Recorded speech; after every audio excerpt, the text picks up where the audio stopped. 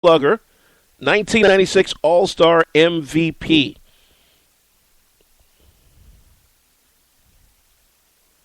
His entire career, except for 2007, his final year in the Bigs, he was all National League.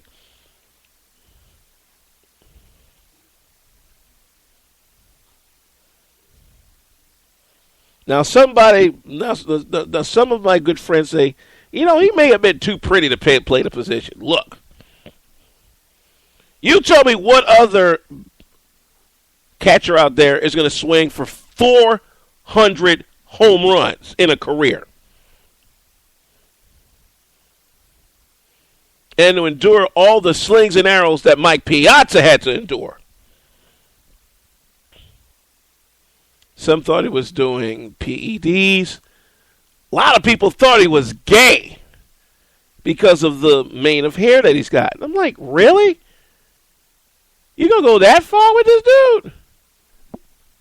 And all he did was, I'm like, really?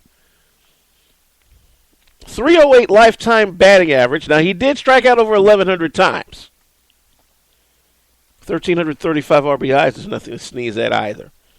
I say he gets in next year because the class is going to get thinned out a bit, especially when you still got those other pretty much died in the wool PED players that are still going to fall way back in the pack. Now, who's going to join Piazza as first timers? We'll have to see. But as we close out here on the afternoon locker rooms, ALR Express. The one thing to remember about just how all of this goes down, especially when you're talking about one of the toughest halls to get into in the Baseball Hall of Fame. There's been a lot of good players over the years that a lot of us grew up on that are deserving of baseball's highest honor that, for whatever reason, never get in. Of course, the individual clubs will honor them, but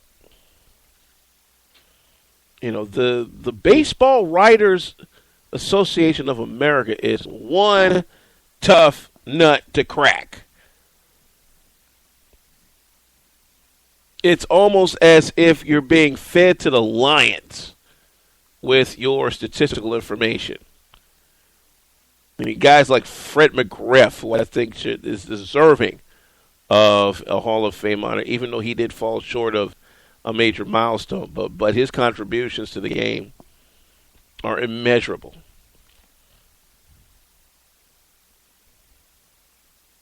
A guy like Greg Lazinski, who helped define the designated hitter position during those win ugly years with the Chicago White Sox, I think he's due.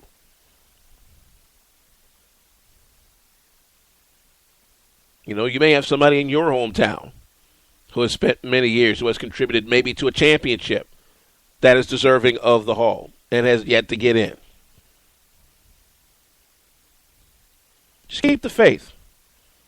One of these days, somebody's going to come around and like, you know what?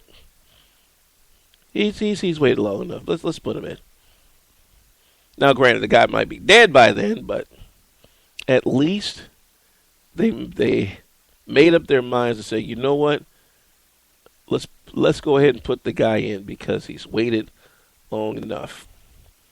My only wish as the new commissioner of baseball comes in, taking over for Bud Selig, do the right thing.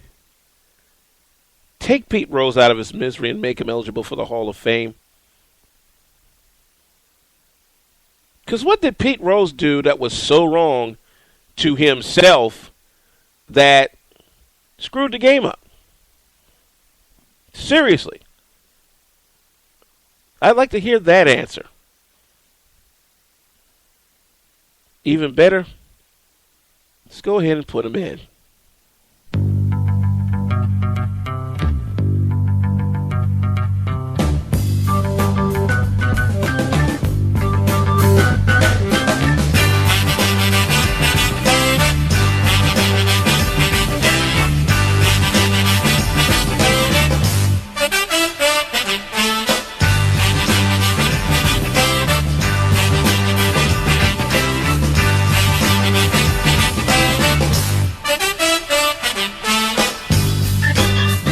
but that's going to do it for this edition of the ALR Express.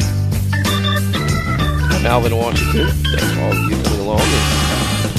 The ALR Express is presented by Sauers Ford Lincoln Mercury of Michigan City, Northwest Indiana's newest Ford Lincoln Mercury dealer.